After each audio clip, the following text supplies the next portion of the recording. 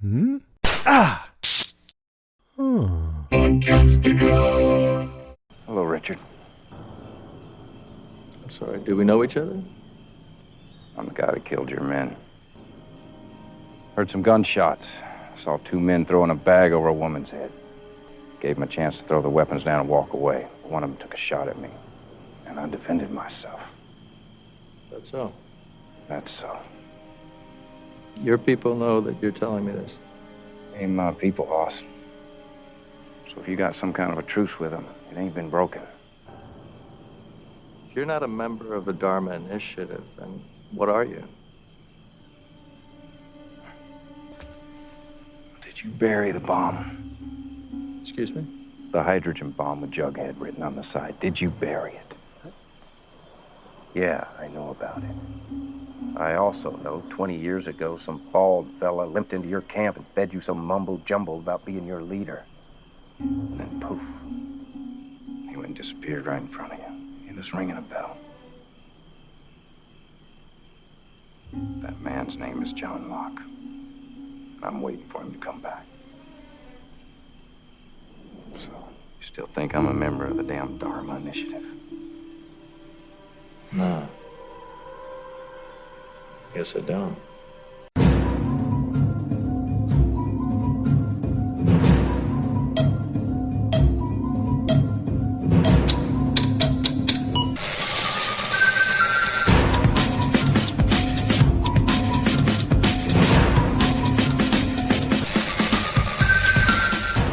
Welcome to another episode of the Revisited Podcast. I'm Ben. And I'm Kristin. This week we are covering Season 5, Episode 8, Fleur, which I'm really excited about. Let me tell you, I know we've made mention of this already a couple times in past episodes. More than 5, yes. Yeah, exactly. This is one of my favorite episodes of the season.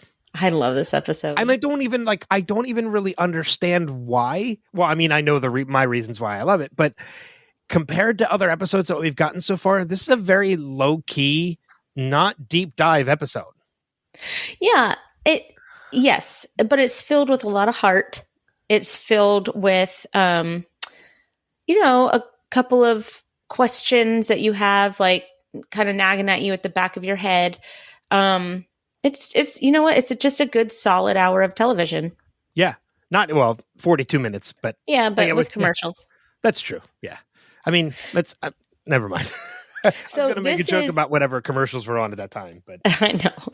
So this is the third episode that has been named after one of our characters' alias names. So we have Meet Kevin Johnson, we have The Life and Death of Jeremy Bentham, and then we have Fleur. Yeah. And I think that that's kind of cool that, if you're in the know of Lost and the characters and kind of the story and the lore, you know exactly who this story is going to be about the minute you see the title.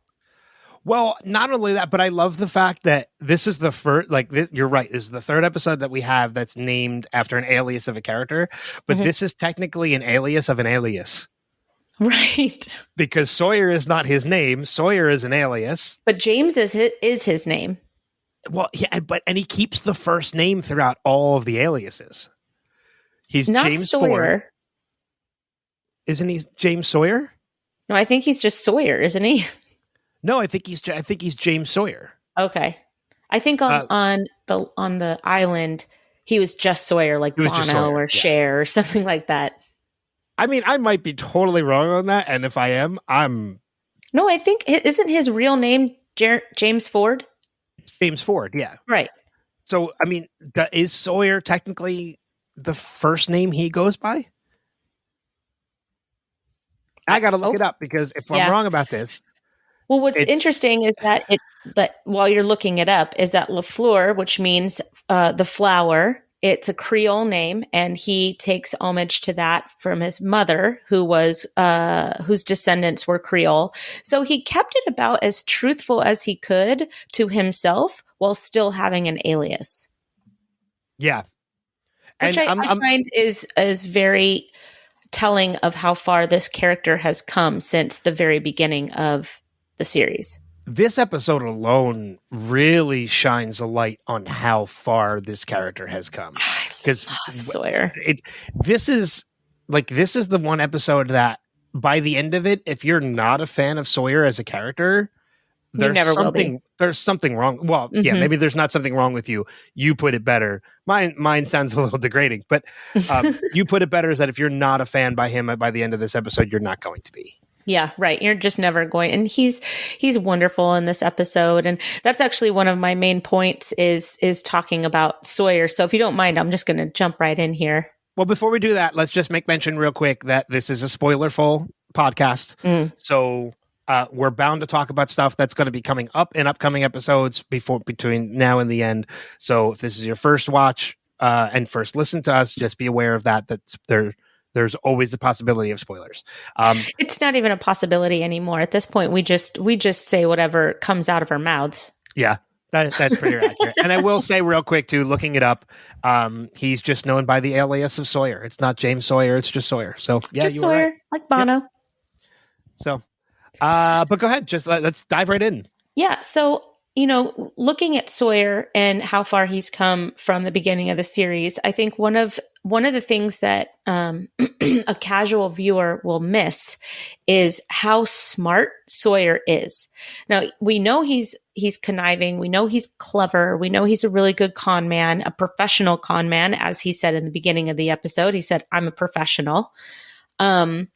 But when you really look at Sawyer, and it touches on this episode many times, Sawyer's always reading. He is always reading. He read anything that he could get his hands on, even when they were on the beach, right? His survival instincts are really quick and efficient, and he's very good at thinking on his feet because he's had to for so long. His nicknames for other people are so clever, and they're usually based on literary references or cultural references.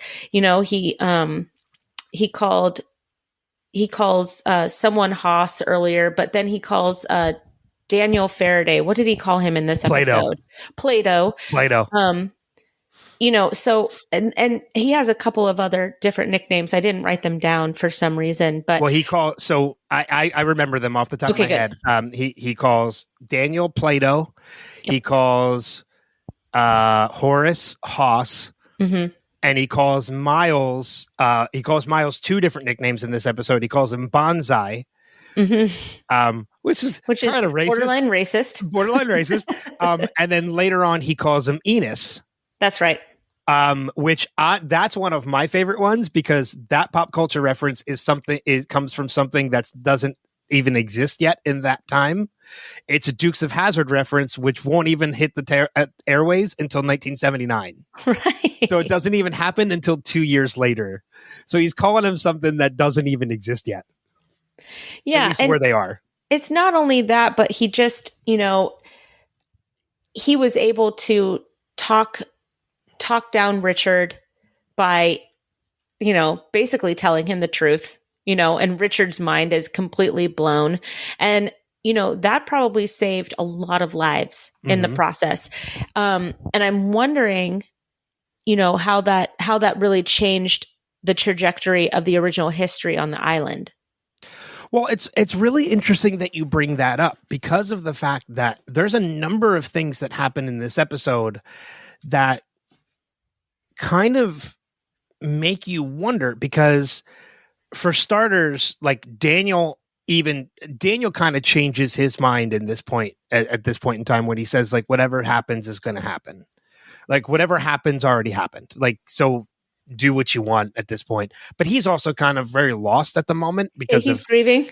He's grieving over the loss of Charlotte, which I have an interesting point on that, which we'll get to in a minute too. But you kind of realize that like by the end of this episode, it's a very interesting dynamic to see that they are happy and cheerful for a group of people that they kind of were against when this show first started, even though they're a different group because this is the Dharma Initiative. This is not the others. We know that there is a purge that happens somewhere around the early 90s. So the people that they went against are not the people that they are with. So you can kind of understand how they can be legitimately happy for them. But also at the same time, that moment of happiness when Juliet is able to deliver Amy's baby. Mm-hmm. Do you remember who that baby is? It's Ben, isn't it? No, it's not Ben. So I looked at the timeline. Ben and his father, Roger Workman, they are already on the island at this point. They have been on the island for a year. Okay. They were brought to the island in 1976, maybe, or I think so. I think they're already on the island because Horace, if you remember back in the episode from The Man from Tallahassee, Horace is the one that helped deliver Ben. That's right. So Ben is like 8 years old I think he was. He's close to teenage years at this point because we get to meet Ben. We talked about this last episode because there's a lot of interactions between young Ben and Sawyer. So they do happen in this timeline. Okay. I was trying to figure out the timeline because I knew that Ben's mom had died in childbirth, and I knew that Ben's dad was Jerry Workman. Roger Workman. Yeah. But I was having trouble with because of Sawyer and company's entrance into the timeline now, I was wondering how much of it had been changed. And I think I overthought it. And so I'm glad that you said that. Who is it that was? It's Ethan. Ethan Frome. It's Ethan Frome. Yeah. So, I mean, we are, Ethan, who was arguably a horrible person to these guys. He kidnapped them. He tried to kill Charlie, kidnapped Claire. He's done a lot of horrible things. But at Ben's request. Yes, but Sawyer and Juliet helping him to be born is what puts that all into motion. Mm-hmm. Because had Juliet not helped, Ethan would have never been born, and it would have changed their entire timeline. So it kind of goes right into what Daniel said, is that whatever happens, happened. That's crazy. It's the fucking compass.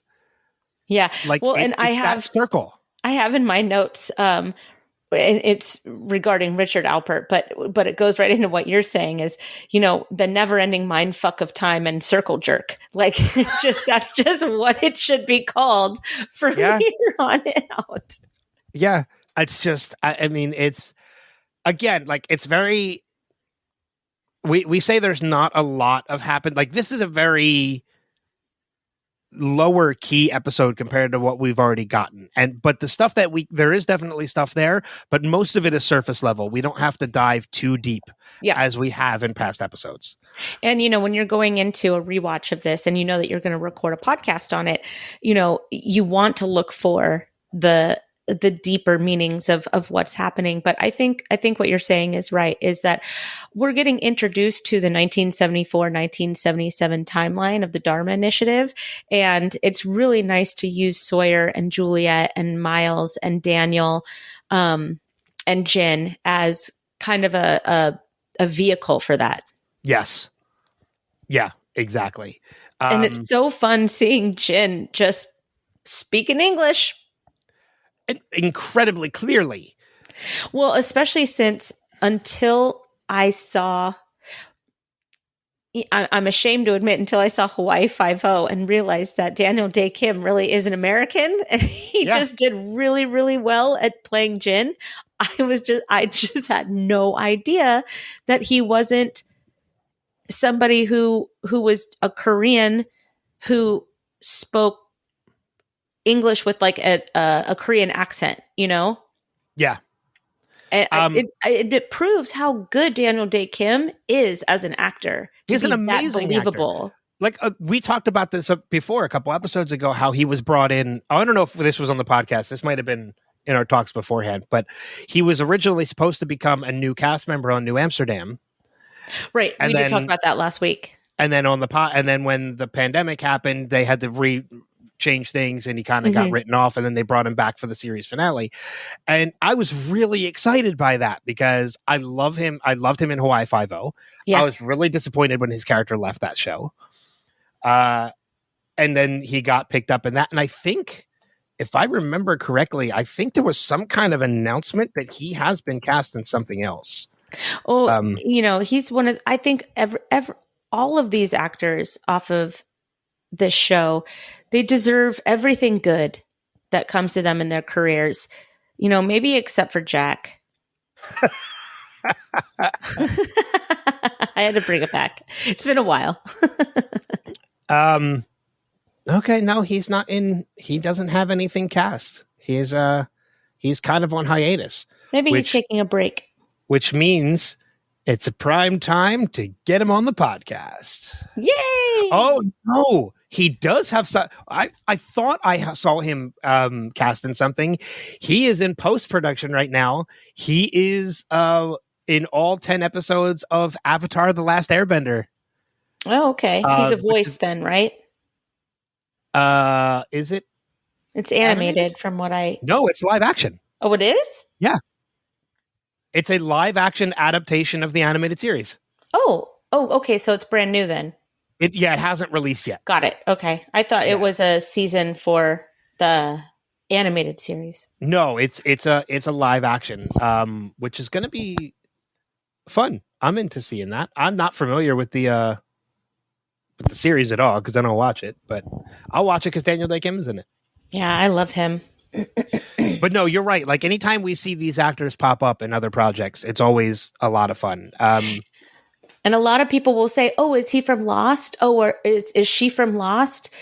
Because Lost was such a big deal. Yeah. I mean, a lot of people. For me, anytime I see Evangeline Lilly, I'm always like, "Oh, it's Kate Austen." Yeah. I do that too. Or anytime I see Jorge Garcia, I'm like, Hurley's in it. And that poor guy, he's always going to be known as Hurley. Well, I think I know we're getting off topic, but I think he's lost a ton of weight too. Cause he was another one that got added to the Hawaii Five-0 cast for a while. He was a great addition. His character was the day they gave him a badge, I was so happy. I was pumping my fist in the air. I was like, yay, Hurley got a badge. But I think Jorge Garcia has lost a ton of weight. And I think, March 20th. Well, this is the latest article I'm seeing. Estimates the actor has lost roughly 100 pounds. That's amazing. That's fantastic. Like, I'm so happy for him. Now maybe people can leave him alone. I know. Yeah, I get that. It seems like he looks. I'm looking at pictures of him. He looks great. Good for him. That's awesome. That's fantastic. But yeah, like when he popped up in like a ton of Lost actors popped up in Once Upon a Time. I love Once Upon a Time so much, and it's always really fun to see Lost actors appearing on Once Upon a Time because it's the same kind of deal. I mean, lots of flashbacks and flash forwards and stuff like that. I felt a little bad for what the hell, Naveen Andrews, because they brought Naveen Andrews into Once Upon a Time, but they brought him into the spinoff where he played, I think, Jafar. Yeah, in the Aladdin spinoff, and that didn't go anywhere. So, well, it is what it is. But anyways, we could do a Where Are They Now podcast later. So going back to what you were talking about with Ethan and the baby as being the baby, and then Daniel saying whatever happened, which I love. Whatever happened. Yeah. I love. First of all, I love kind of the whole they were supposed to be there all along kind of underlying message that you don't really see. But, watching Daniel just kind of vacantly walk through the Dharma Initiative's little, housing area. And then he sees Charlotte, which I know that we wanted to talk about anyways. I feel like that kind of snapped him back into place, into reality, like almost like he needed that as a compass just for him to like start to reintegrate a little bit more because he was just so broken after Charlotte disappeared. Well, I mean, and it's even like when he's sitting there and he's kind of talking under his breath when Juliet first approaches him, like he's sitting there saying like, I'm not going to tell her. I'm not going to tell her, when we know what that is because Charlotte says like she remembers Daniel saying to her, you know, not to come to the island, which we find out obviously she does anyway because it costs her life. And then that's when he's kind of saying that like, I'm not going to tell her because he kind of feels like he can change things. And you're right, like the moment he sees Charlotte as a child, he kind of snaps out of it, and we know that he ends up telling her anyway because whatever happens happened. Yeah. We see it happen. Yeah. That was a cute little girl that they used too. Oh, of course. She looks over at him and she waves and she's all happy. And Daniel's just like, oh, yay, there she is. And she's so happy. That's a woman I'm going to be in love with, which is kind of creepy. Ew. Right? Yes. But so keeping on the whole Daniel and Charlotte thing, Daniel says something very interesting that kind of contradicts what we said last week, in that I was under the impression that when Charlotte died, she stayed behind while they jumped. But that's not what Miles says. That's not what Daniel says in this episode. He says they stayed, she moved on. So does that mean that her body is now continuously jumping through time while they're stationary? Or is that just him being confused from grieving? I mean, it could just be him saying she moved on, as in she moved on in time while they stayed where they were, maybe? Well, that's what I mean. Like, is now like whatever Locke did to keep them there, to stop them from jumping, did that not work on Charlotte? Well, and now she's still jumping. Well, I don't think, because the island keeps jumping with the pendulum and everything. That's what kind of confused me is because they say that the island is always jumping to keep it off of everybody else's radar. Yes. Right? So it's always jumping different places in the ocean. It's always moving. Right. Yeah. So I don't know exactly what that means. There's not a monster behind me. If you're watching the video, I swear it's just my cat. Stop. Sorry. But that's what confused me when he said like she moved on, we stayed. I was like, well, wait a minute. I thought I was under the impression that because she died, she no longer was jumping. And then they jumped one more time after she died, which meant she stayed wherever she was. But the way Daniel says it makes me think otherwise. Oh my gosh. My brain hurts thinking about it. I know. So what you're saying is that, okay, let's talk this out for a second.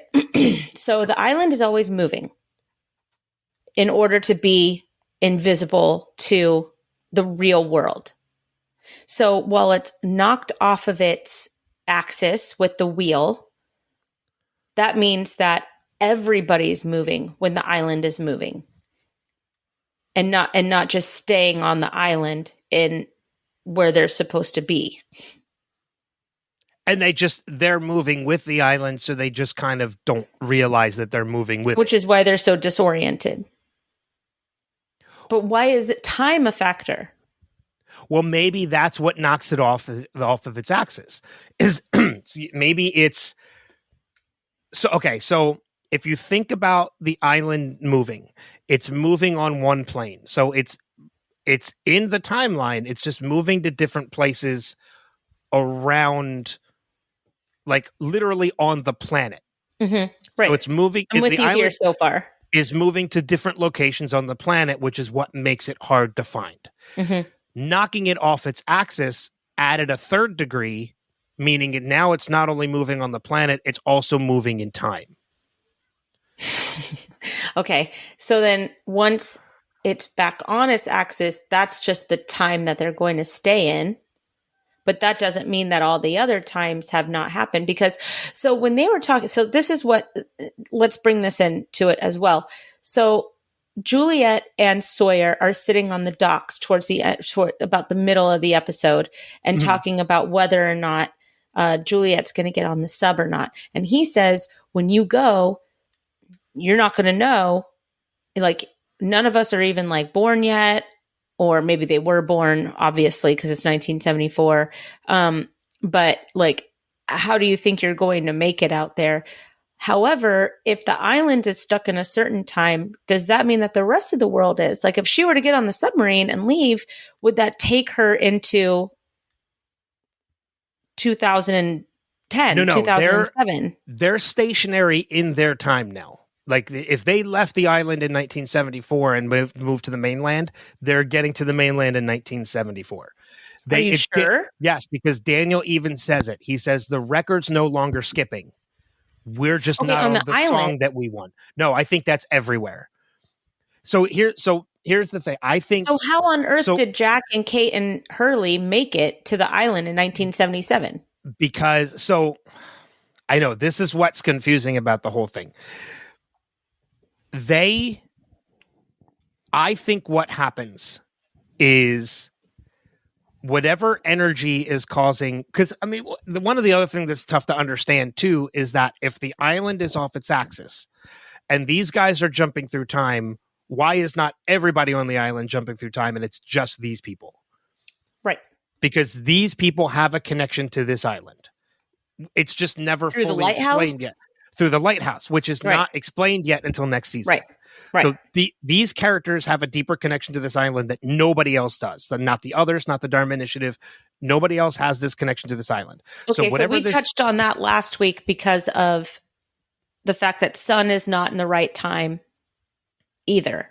Yes. Like, Sun is thrown into a different time period. However, Locke and Ben are not. Locke and Ben come to 1977. No, they don't. Locke and Ben never come to 1977. They're in the modern day. They're in the same timeline with Sun and Lapidus. Oh, okay. All right. Yes, you're right. That's right. Because they left in the boat. Yep. They left in the boat to go to the We other sound island. Incompetent right now. We sound like we shouldn't even be having a podcast on this. Well, no, it's kind of good that we get this out. So to kind of like go into what you were saying about like, well, how is it that Jack and Kate and all them are, they escaped this energy by getting off the island. So in order for them to get back to where now Sawyer get back to 1977, which is where they reconnect with them all, the island, it's so fucking confusing, and I apologize. No, because I don't even feel like sense. I'm totally with you. I'm not. I know. Eloise Hawking told them that they had to be flying over this particular point in order to get to the island, because I think when they flew over the island at that point, that was where. That also just happened to be where Sawyer, Juliet. No, that wouldn't work. Because they end up in 77 but then when they get back at 74, I don't know. Okay. I don't know. I'm confusing myself. Yeah. And this is probably where we start to lose a lot of viewers in the original show, because people couldn't answer these questions. But the weird thing is, like, I feel like I understand it. I just can't explain it. Do you understand that? And isn't that a metaphor for life? Right? Like, I feel like I kind of get it.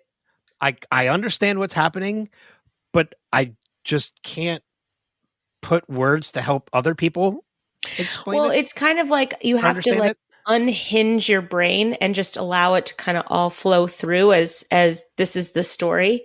Yeah. You know? It's mental vomit. Do you say mental vomit? I did. I call it verbal diarrhea. Well, that works. I like mental vomit a lot better. Verbal diarrhea is when you speak a bunch of nonsense. Mental vomit is when you think a lot of nonsense. Aha. So if it's coming out both ends, that means that your jizz is a big problem. Yeah, you have issues. But it's just so. I mean, I kind of. I kind of get it. I just can't find the words to help other people understand it. That's fair. That's fair. You know what? I'm in between this episode and the next episode. I'm going to do some research and I'm going to see if we can find a cohesive and competent way of talking about this, because this is something that's going to keep coming back time after time until the end of the series. Yes. Especially when we get to season 6 and then everybody's mind is blown. Oh, Flash Sideways really kind of throw complete. It's like, you think you got it now? Nope. Yeah, you do. I think that at the end of this season, you really say, I got it. And then season 6 is like, that's cute. That's when Carlton Cuse and JJ and everybody are like, hold my beer. Right, exactly. So it's David the first Lindelof hold my and beer Carlton moment Cuse, in television. Yeah. It's just, again, I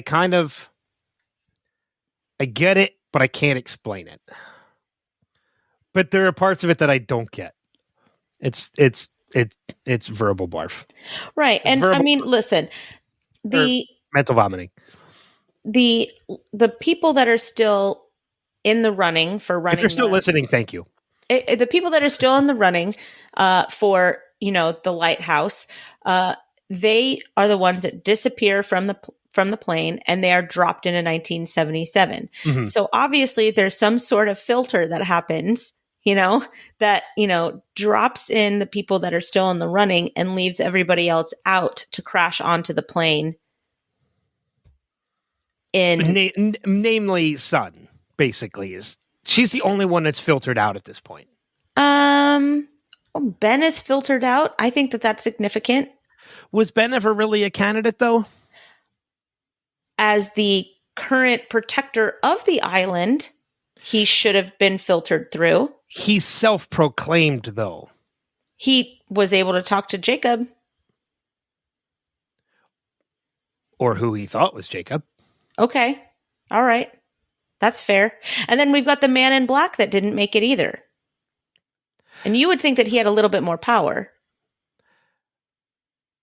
You would think, but I almost think... I kind of feel like the man in black and Jacob kind of have to be excluded from this, only because I think they're the ones that choose the candidates. Or maybe Jacob is the one that chooses the candidates. And the man in black is the one that's against him. So maybe this is Jacob proving that he still has power over the man in black to keep him out. That's a possibility. Because he's the one that he filters out the man in black so that he can't kind of affect it anymore. Because think about it, the man in black, whether it be through Christian Shepherd or through whatever way he was doing it, he kind of has no influence over any of these people anymore because they don't exist in the same plane. Yeah. Not an actual plane, but a plane, like a plane of existence. So maybe that's... Well, and if you could drop... Well, and then, okay, I'll do you one further. If you could just drop Hurley, Kate, Saeed, and Jack into 1977, why couldn't you drop them into 1974? Well, that's what I mean. That was kind of where I was confused a little bit. I started confusing myself, is that when I was going into the whole theory of, well, they had to be over this time because they were probably over the island while, if Sawyer and Juliet and Miles and Daniel were jumping through time and they happened to jump back to the present day, and then that's when the plane flew over at the same time, so they were all technically together, and then they all jumped together because they had the Flash at the same time. But then you're right, why would they have not gone to 1974 with them, with Sawyer and Juliet, instead of showing up in 1977? And maybe that goes to the whole story of, you have to have these 3 years so that Juliet can birth Ian Ethan, and the incident can eventually happen the way that it does. And I mean, so maybe it's just all a part of like the grand master plan that you're not really aware of until the end. Or maybe you hit the nail on the head right there just by using the 3 years, because think about it. These guys were off the island for 3 years. Right. The timeline had to adjust. So they were over the same plane at the same time and jumped, but because these guys were 3 years ahead, because they had already lived their life for 3 years, they kind of had to play catch up by allowing them to live 3 years first before they could all meet. Okay, so it all stopped jumping in 1974, and that's when they all came home anyways. The Oceanic 6 came home anyways. So now it's like the timer starts for them all coming back and linking back up together. And it does take 3 years because 3 years passes on the mainland. So 3 years passes on the island. However, if you left the island, hang on, if you leave the island in 1974, you're still going to 1974. You're not going to present day where the Oceanic 6 are living their lives. Yes, exactly. Okay. Makes perfect sense. Yeah. They needed, because they were already, because they had already lived 3 years of their life, they needed the other people to live 3 years of theirs before they could meet again. So we couldn't have an Avengers Endgame mentality I was there for 5 hours and now it's 5 years later. Yes, but you're right. If Juliet were to have left the island in 1974, she would arrive in 1974 to the mainland. Okay. Which means she could have just wrote Star Wars and been rich. So let's go with this Avengers metaphor real quick. So technically, Sawyer and Juliet and Miles and Daniel and Jin are all in the quantum realm, and the Oceanic 6 is in the real world. And so the Oceanic 6 needs to get back to the quantum realm to save the island in present day. Yes. Do you see where I'm going with this? I see exactly where you're going with it. Because just the same way for anybody who's not familiar, the same way it happens, Ant-Man enters the quantum realm before the snap happens. Right. Or he's in the quantum realm when the snap happens. When the snap happens. When he leaves the quantum realm, it's only been a couple hours for him, but for everybody else, it's been 5. But for everybody else, it's been 5 years. 5 years. Yes. Okay.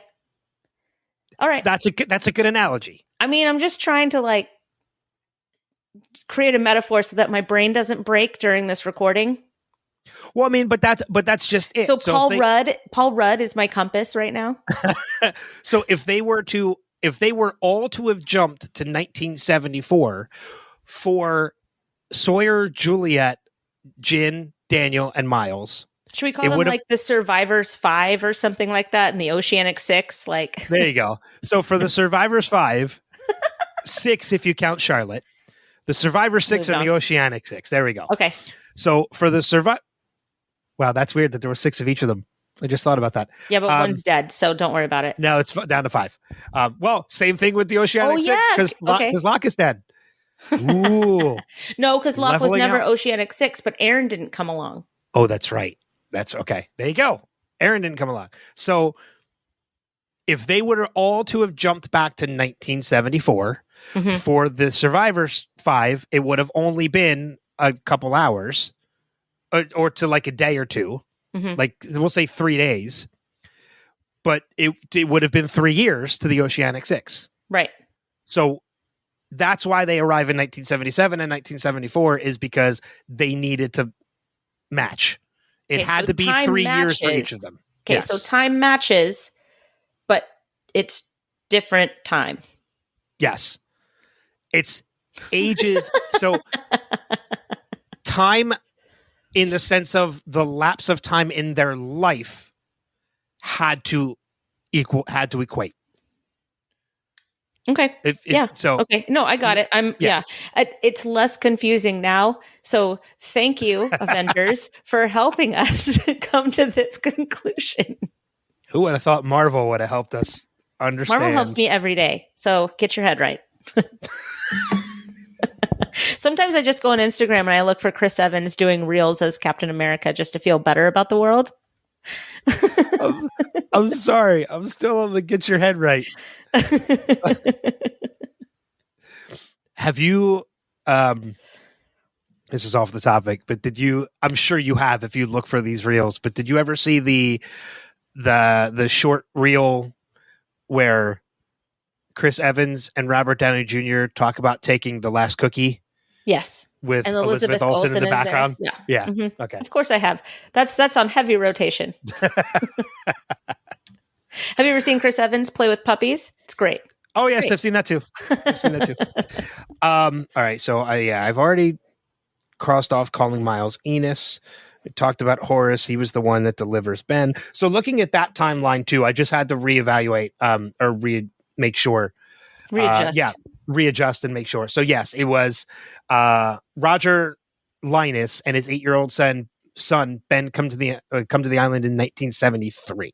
So it is the year before the Sawyer and Juliet and all them appear. The Survivors 5 appear in 1974. So at that point, Ben and Roger are already on the island, and he's 8 years old. Probably know LaFleur and Juliet. Yeah, I thought about that too, and I think that does get explained a little bit later on in the season when we do get to the Ben and Sayid stuff, right. Is whether or not they knew that was the Ben that they know. Especially since Ben is wildly and inappropriately in love with Juliet later in life. Yes. Yeah. I do like it when Juliet is like really quiet and they're like, why are you so quiet? And she's like, that's my house over there. I lived here for 3 years. It is. And what I loved about that too is like, even though they're technically not prisoner, when Sawyer wakes up after walking through the sonic fence, after Amy kind of tricked them through the sonic fence, like when he wakes up in the rec room, which is where he's been held prisoner before. Where a lot of them have been held prisoner before. Yeah. So they're waking up in an area they're already familiar with. Well, what's funny too is that the Dharma Initiative, when they're talking to this group, they think that they have like all the information and a one-up on them, but really like it's reversed. Yeah.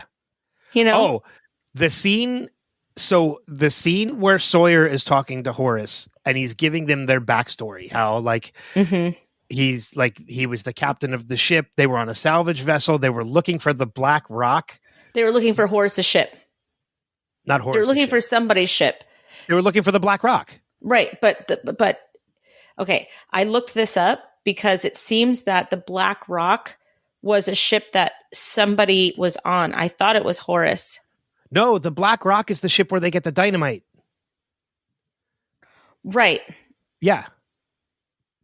Which was on that island well before Horace was even there. Yeah, but there was something... Because remember, that's an old English vessel. That's not... Right. That's like a pirate ship. I know what you're talking about, but I'm trying to... I find it because I read it and I was like, really? And so now I can't find it, of course. I don't think there was anybody we know that was on that ship. Because that ship predates everybody we've met. Sawyer claims he and his friends were scientists looking for the wreck of the Black Rock. Unbeknownst to Sawyer, the man he negotiates with was a passenger on the Black Rock. Oh, Richard Alpert. That's right, Richard.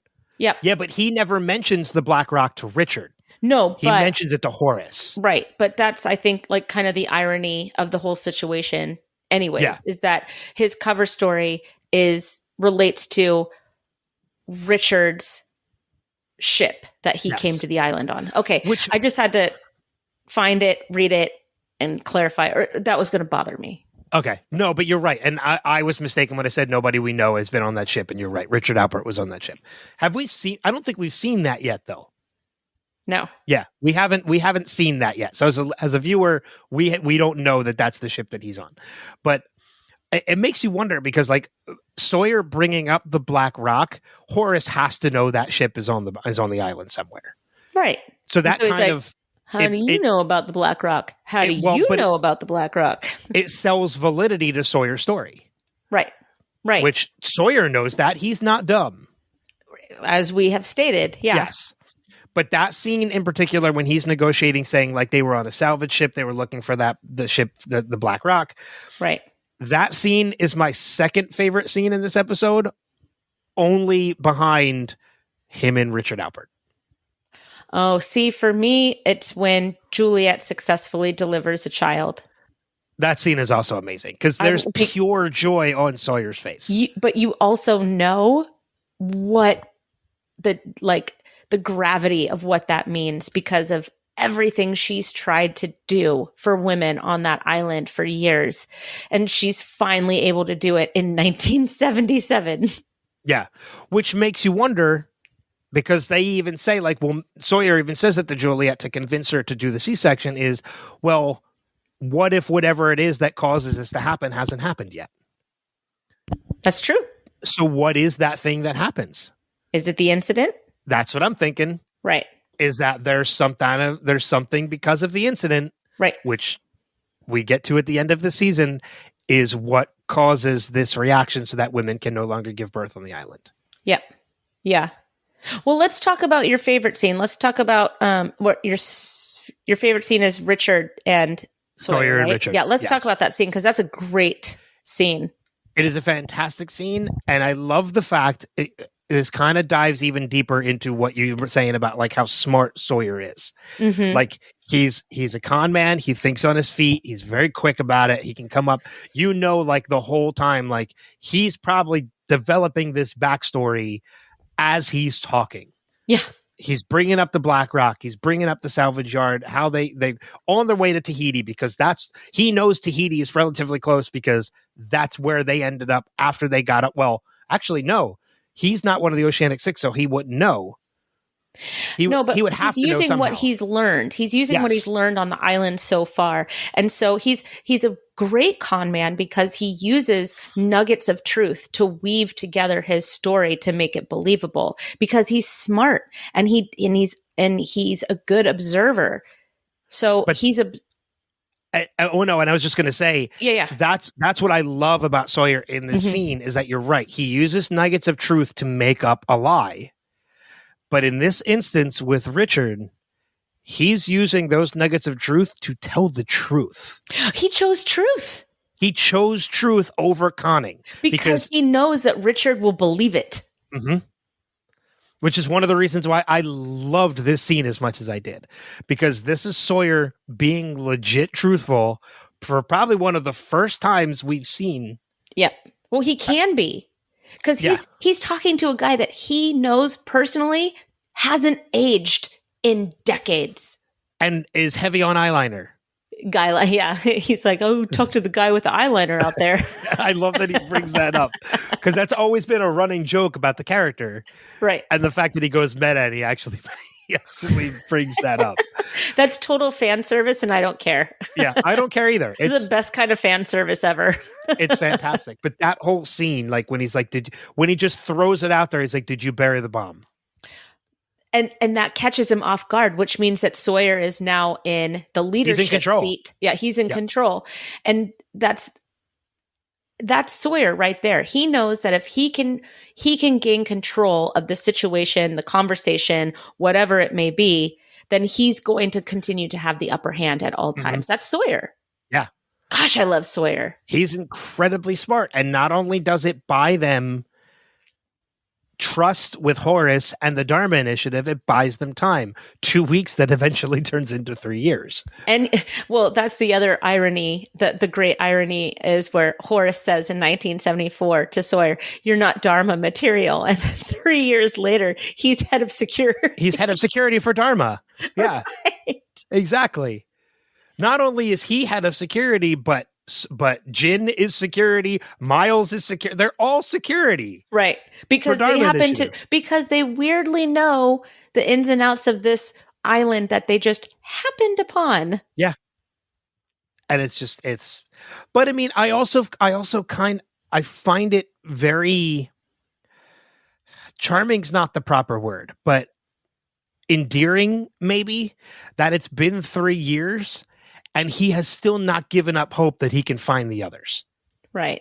Like, he's got Jin out there searching all these grids. And when Jin comes back and says, like, we searched this grid, like 413 or whatever it is. And he's like, all right, move on to 414. It's like, It's 3 years and he just has not given up hope. And we kind of realize, go ahead. Which is a huge difference from season 1 Sawyer. Oh, he was nothing more for himself. Right. Yeah. But what I love about it too is that we kind of discover a little bit later on in the episode when he's talking to Horace about when he tells Horace wakes up and he tells him, like, you're a daddy, but you missed it. And they go over about the fight, about what caused the fight. And he's wondering if Amy is ever over Paul. And Sawyer tells that story about how, like, he can't even remember what Kate's face looks like. That to me made the whole fact that he's still searching after 3 years more endearing, because he's not doing it for Kate. He's doing it because he legitimately wants to find everyone. He wants to find his friends. He wants to find everyone, not just Kate. Whereas Kate, her main objective to come back is for Sawyer. Oh no, it's for Claire. Sorry, it's for Claire. Yeah, it's for Claire. Yep. I was going to stop you right there. Although she thinks that she's coming back to a lovesick Sawyer, and that's going to make everything better. You can see that in her face at the end. Yeah. And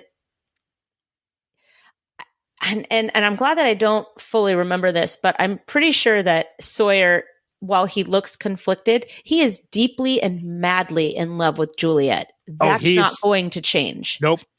Right. No, it's been, the seeds have been planted over the course of the first 7 episodes of this season for what Sawyer and Juliet, the end of this episode is the bloom. And it stays like the flower. Like the flower, that's a good point.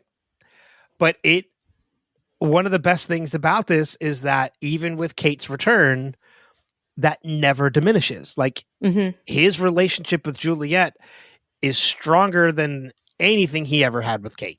Right. Anything he ever had with anybody. He spent 100 days on the island with Kate. He has spent 3 years with Juliet. Yep. I mean, and even before that, there was something there. Like that, like them jumping all of that time and being stranded together before they were finally locked down in 1974, there was already a connection building between the two of them.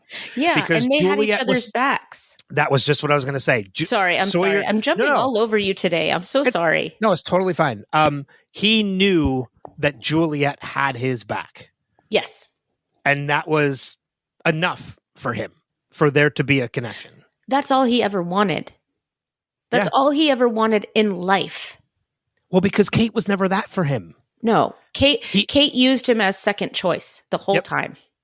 Yeah. And she's even when she looks at him, it's a second choice look, because she spent her time with Jack and it blew up in her face. And now she's like, oh, maybe I'll get a second chance with Sawyer. No, you won't. Nope, you won't. Exactly. You won't even a little bit. I love too in that scene where they're rescuing Amy and they shoot the 2 others after Paul's already been killed and Amy's got the bag over her head. When Sawyer says to Juliet, like, you don't know these people? And she's like, no, before my time. Yeah, because you shot them.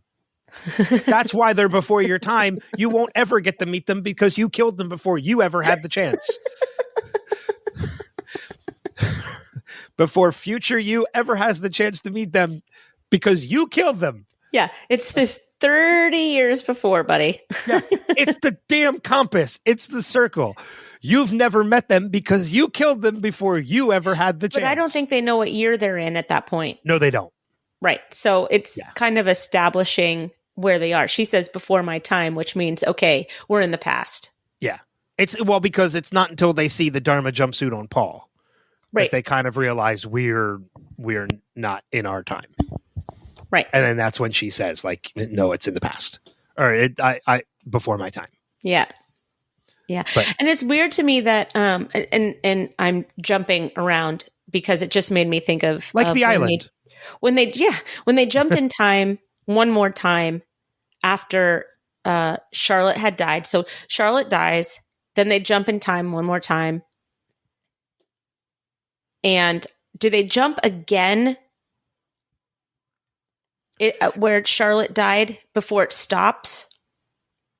So my impression is that they're lowering Locke down. They jump at least 2 times. No, so this is what I'm asking.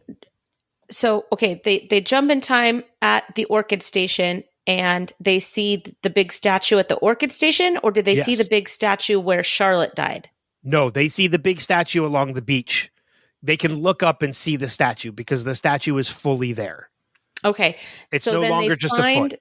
So when they find Miles, or when they find Daniel is the time period that they're in is still the prehistoric time? No, because remember, after they lower Locke down, they jump again, because that's when Sawyer is holding the rope that is literally just in the ground, because the ground is filled in. The well is no longer there. They jump one more time after that, because Sawyer jumps because the well has reappeared, and they jump into the well, but the well is filled in. That was such a funny moment. He jumps in like he's going to go for it, and he doesn't go anywhere. He's going to just jump down and rescue it, and it goes nowhere. So they have jumped twice since lowering Locke into the ground. And it's when that jump, when the well reappears, that's when it stops. And then they go find Daniel. Okay, so what time period were they in when Charlotte died? Do we know? It has to have been.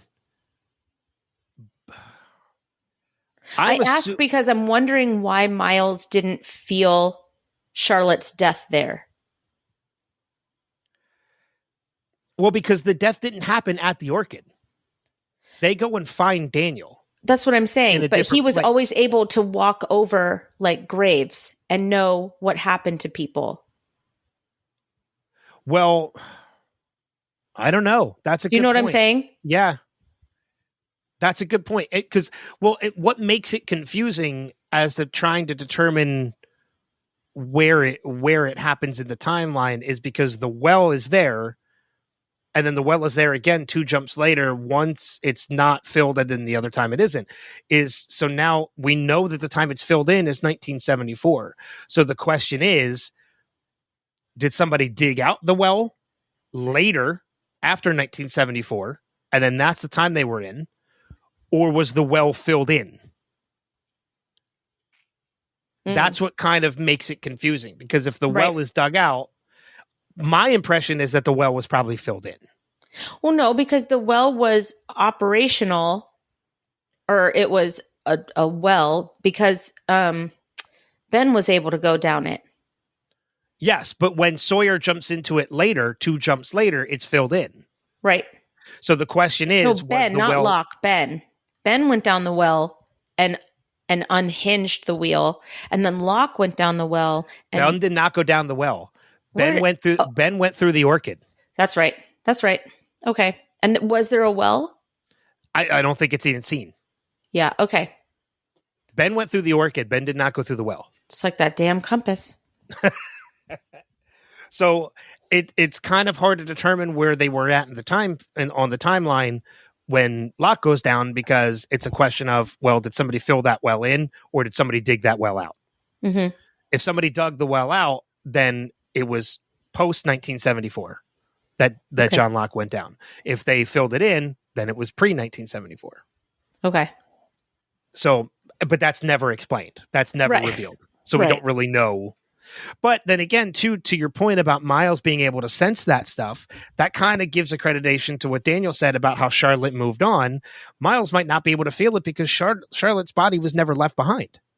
Yeah, and Miles could have kind of corroborated that and just said, "Yeah, I don't feel her at all." Because at this point, they all know his superpower. Yeah. So I don't know. Interesting. Yeah. Trying to see. Let's see. If I'm looking through my notes, do you have anything? I mean, I do. I have a couple of things. So, one of them is that I thought it was nice that, we're talking about kind of the similarities between the Oceanic Six and the Survivor Six, and both of these groups have lived a 3-year lie to protect themselves and each other. Yeah, which I find really interesting. So there is the statue, which is an Egyptian statue. And it is, which god is it? It's a giant statue, but Is it Anubis? Maybe it's an Egyptian statue. And I wanted to say it in regards to the Ankh that that what's his name? Was it Joe? Paul. That Paul was wearing that that eventually Horus found. And anyways, the Ankh, so the Egyptian hieroglyph is a symbol of eternal life and fertility. Egyptian gods are often portrayed carrying it by its loop, or bearing one in each hand, arms crossed over their chest. The giant statue appears to be holding one in each hand, but its arms are by its side, not crossed over its chest. Paul's necklace was an Ankh, which Amy takes from him after he dies. Amy later successfully gives birth on the island. Now, does that have anything to do with the Ankh that she was carrying? Does it have to do with, the whole, fertility and well, she wasn't life. She wasn't carrying the talisman, Ankh, but she did have it in her technical possession because Horus says he found it in a sock drawer. Right, but it's in her possession. I mean, it's something that she has had, right? And considering Juliet's entire reason for being there is to help with why life cannot be born onto this island, why fertility is a problem on this island. The statue is gone at that point when Juliet gets there. So maybe it has something to do with, and again, it could go back to the incident, right? But seeing as the island used to hold up this Egyptian god as, the symbol of life and fertility, maybe it used to be a really fertile area. And maybe the problem is that it no longer is for whatever reason. But Amy was able to give birth, and Paul had that Ankh, which she took for herself, which then she ultimately gives birth. I mean, they even said in the episode, she was scheduled to go back to the mainland to give birth, but she was able to still give birth on the island, which looks to be in 1977 still an anomaly. Yeah, because I thought about that too. Like when he said like she was scheduled, I think in 2 weeks to go back to the mainland to give birth. It makes me wonder, you're right, like why did they have her scheduled to go to the mainland? Just because medical facilities were better? Or was it because there was something that was happening that prevented people from giving birth on the island? And that doctor that was delivering babies had no idea how to do a C-section. I mean, the baby was breech and he was just like, she's going to die. The baby's going to die. There's nothing I can do about it. So it wasn't until Juliet showed up that she knew what she was doing, that she could actually save both the baby and the mom.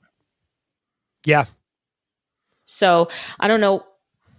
And maybe that one instance that Juliet was able to perform is why Juliet came to the island later, because maybe they were like, we know that it's happened before and we can't understand why it's not happening now.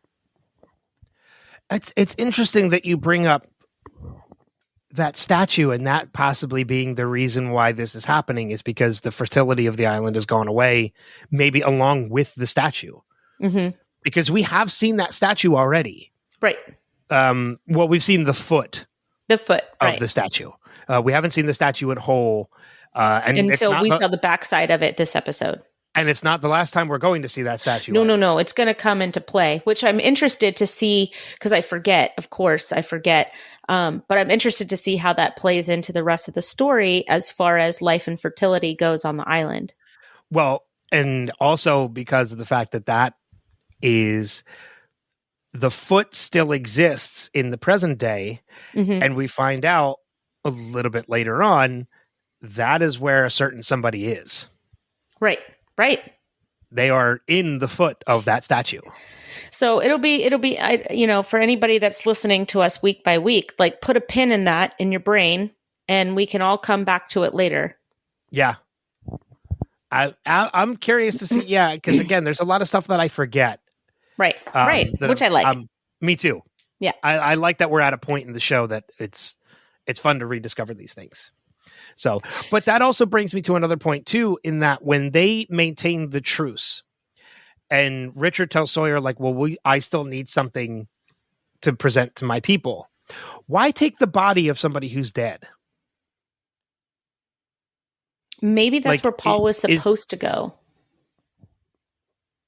But I have to tell you, if I were in that position and my husband was laying there dead, being shot by these two people, and they were telling me that in order to keep the peace, that his body had to go with them, I would rather watch the whole place burn down than give over my husband's body.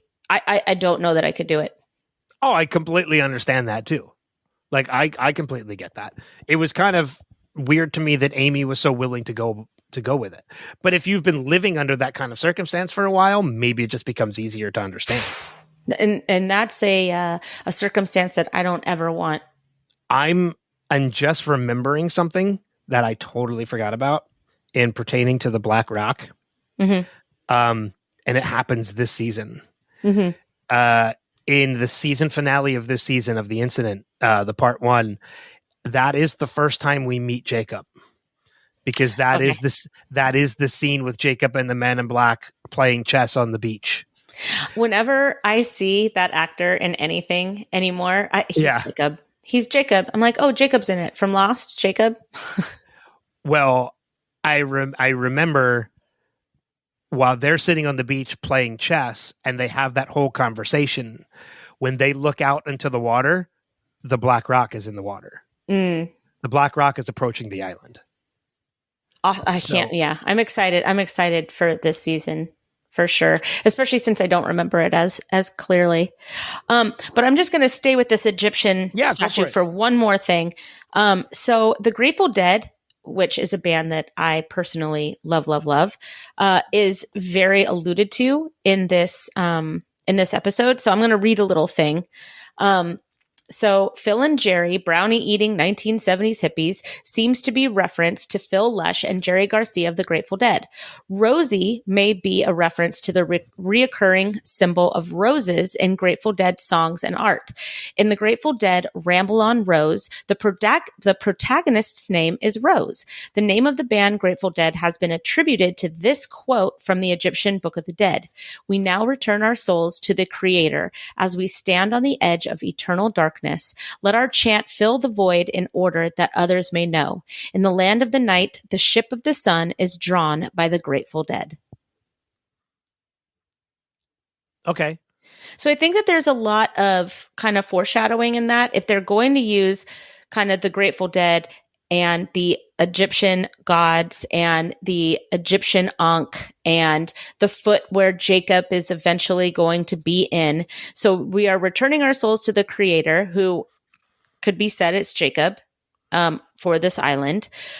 As we stand on the edge of eternal darkness, which could be the edge of the man in black, let our chant fill the void in that order that others may know. In the chant of the night, the ship of the sun, which could be the people that are coming to the island, is drawn by the Grateful Dead, who eventually end up being the people in the church at the end of the show that are very happy and whatnot and settled in their afterlife. And moving on, yes. Right, correct.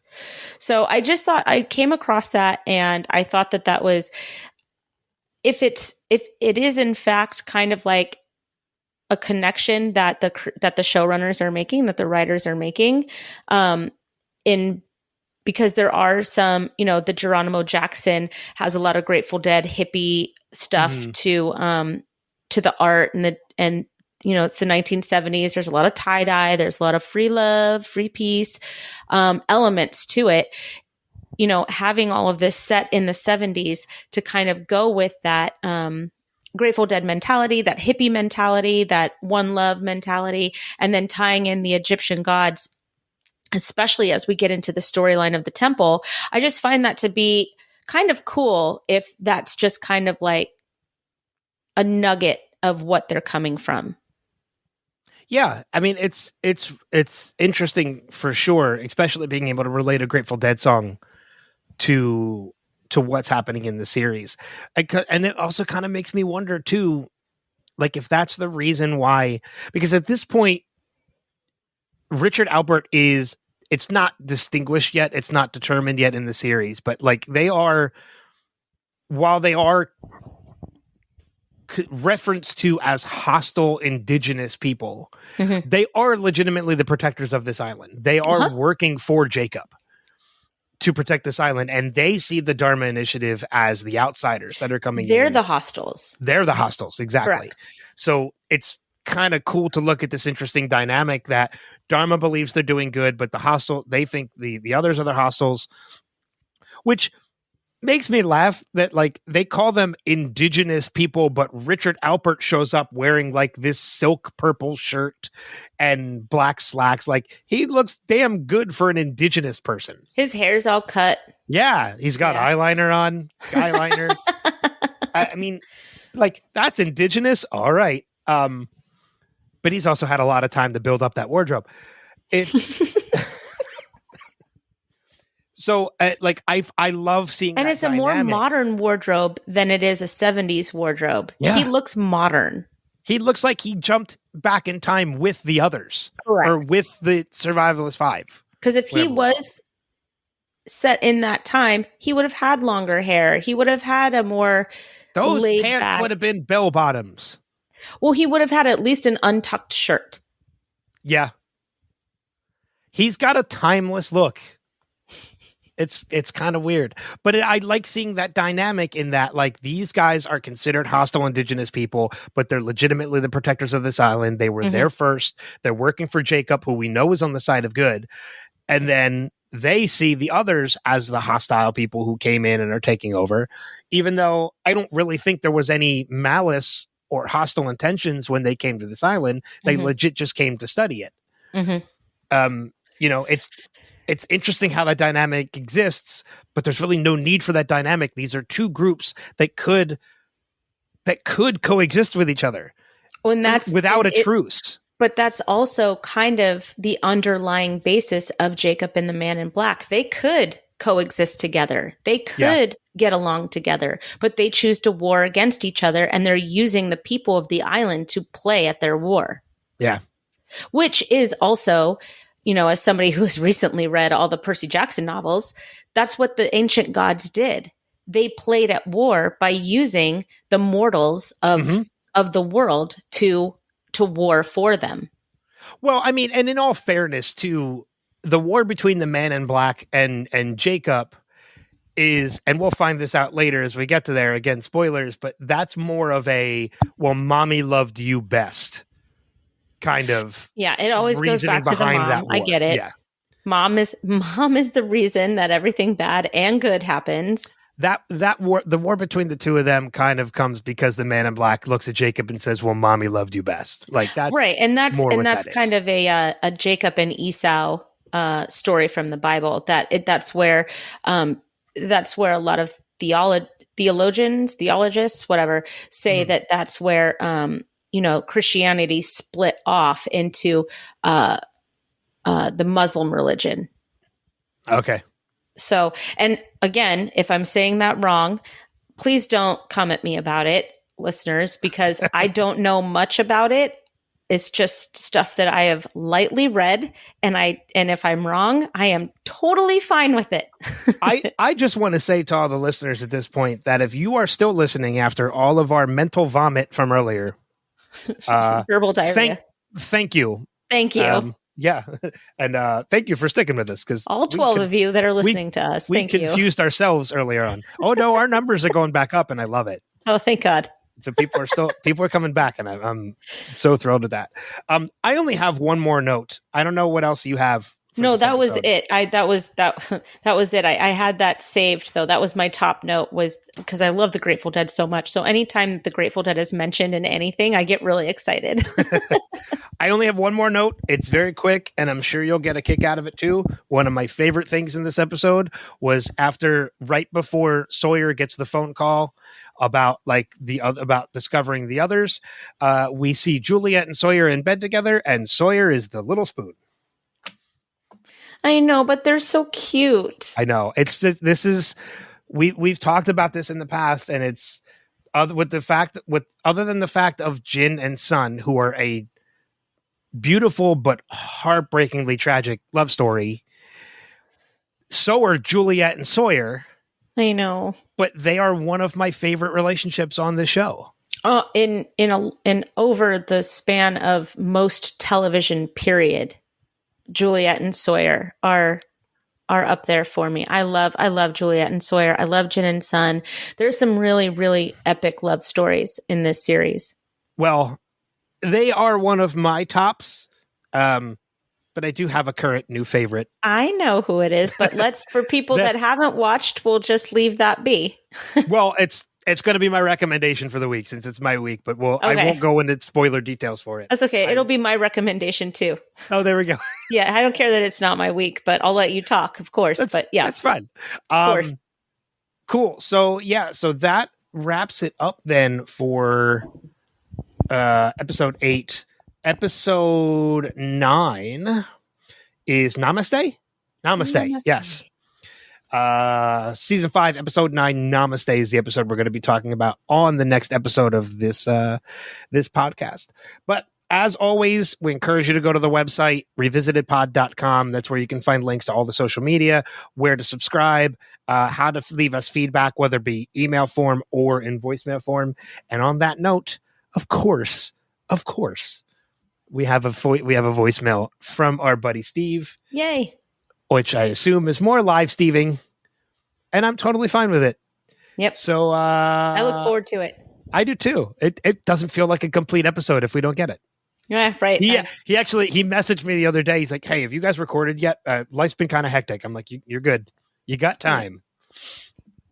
And for those of you that are listening, Kristin and I usually record on Thursday mornings.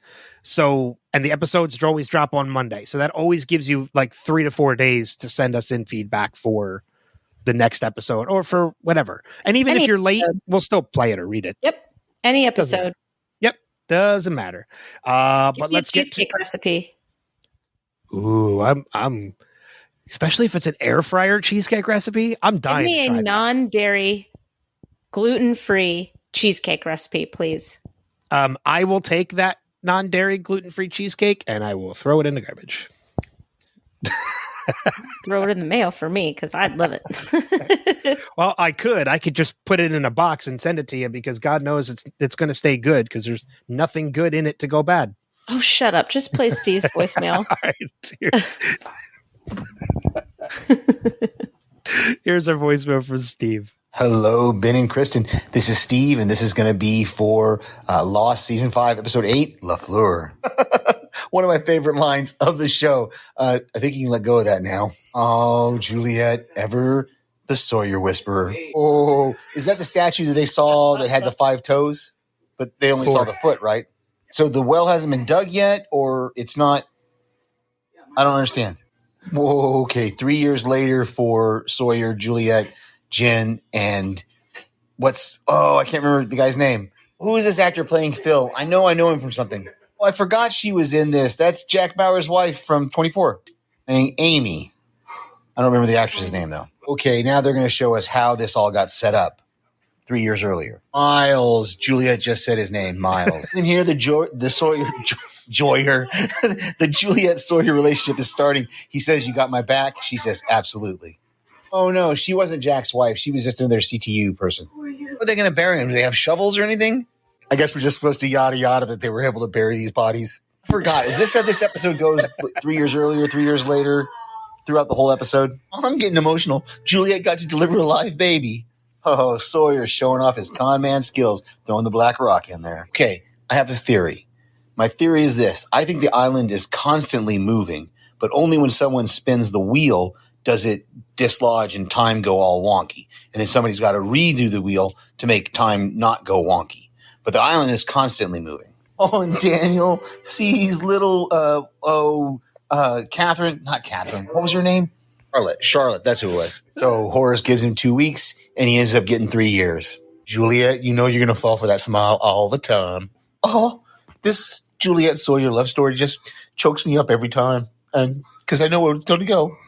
Oh, the island just created another love triangle. The return of Kate. Talk to you later. Thanks, Steve. We now have our couple name, Joyer. Joyer. I like it. I like it when he goes, "Oh." And I love that he called Juliet the Sawyer Whisperer. Yeah, which she is. She kind of is. Yeah. Yeah.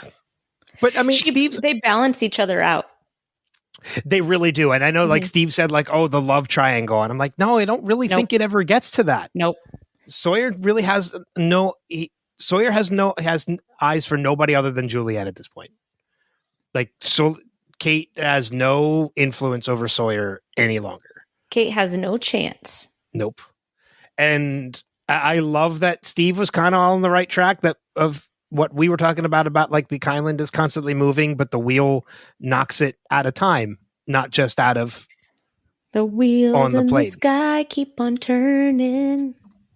But as I mentioned, thank you again, Steve, for your awesome emails. We love them every week. And yes, anybody else, we encourage you to leave feedback as well. We'll always read it or play it on the podcast.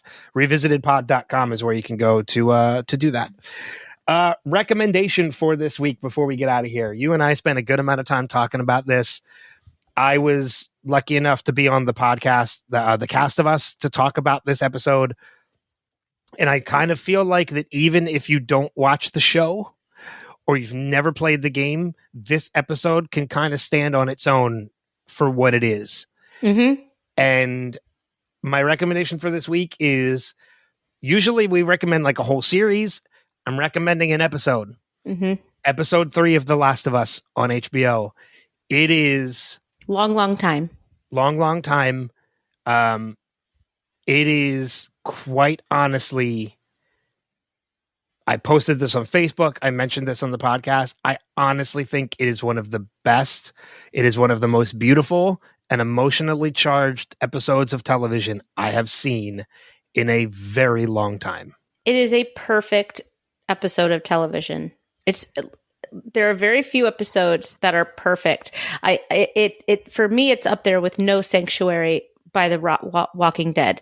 I think No Sanctuary, season 5, episode 1 of The Walking Dead used to be the single most perfect episode of television I've ever seen.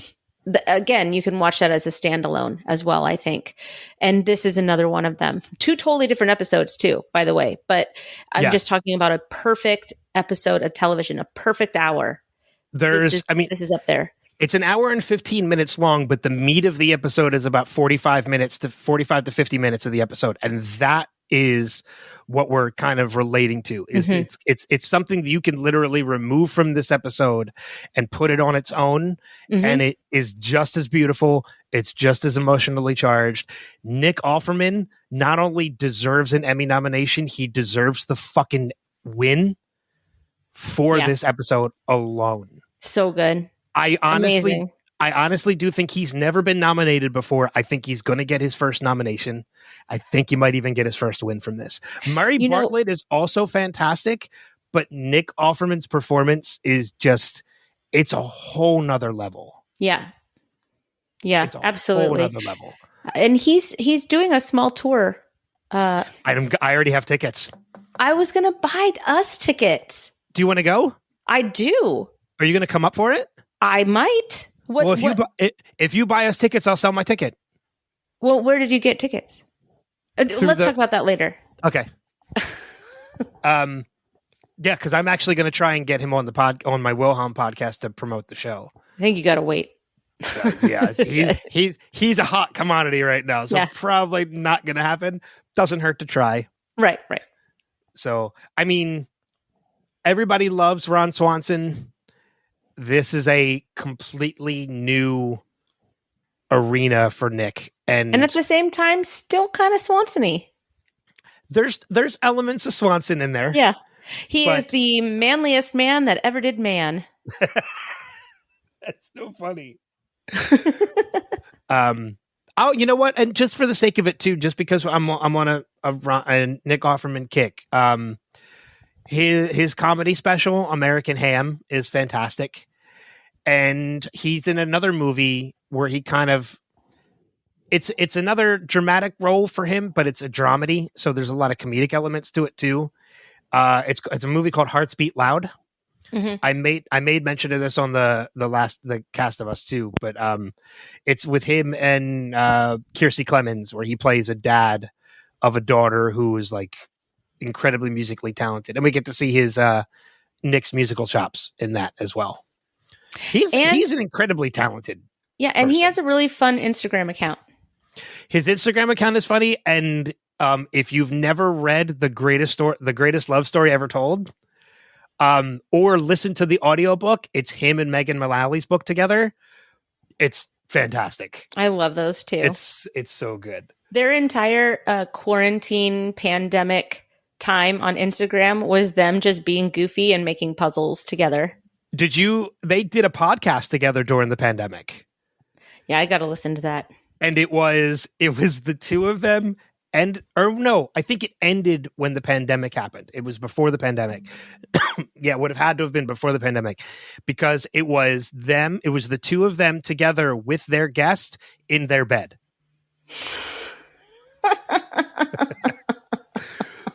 I think hold on. I've got to look up the name of it because it's going to bug me if I don't.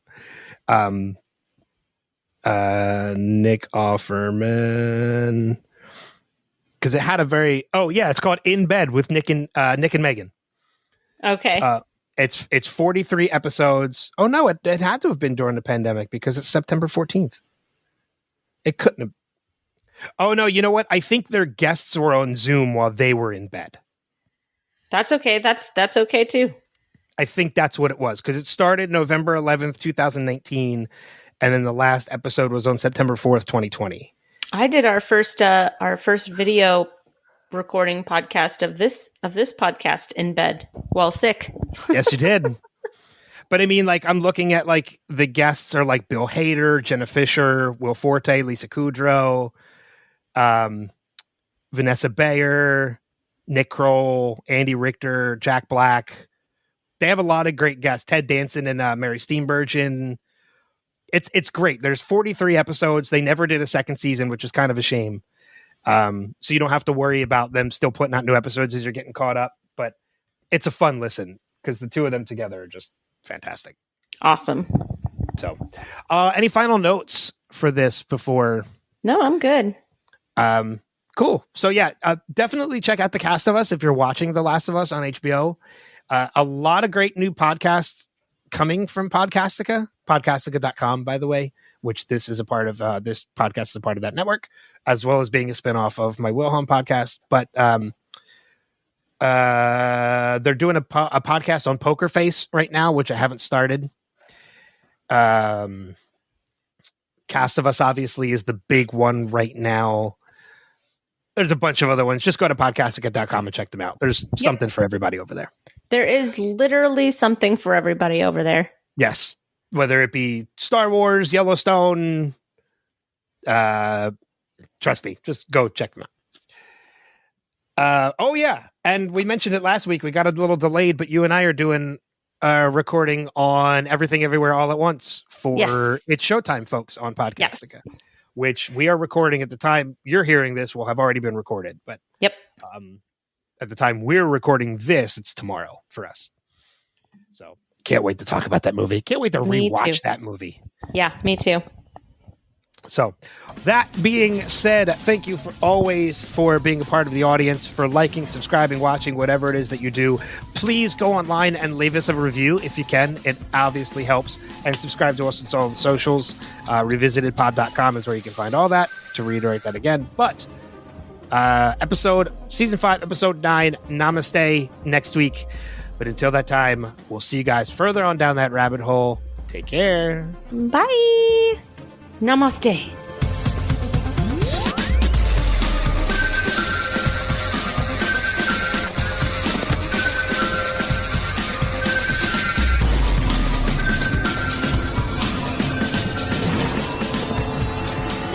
We have to go back, Kate. We have to go back!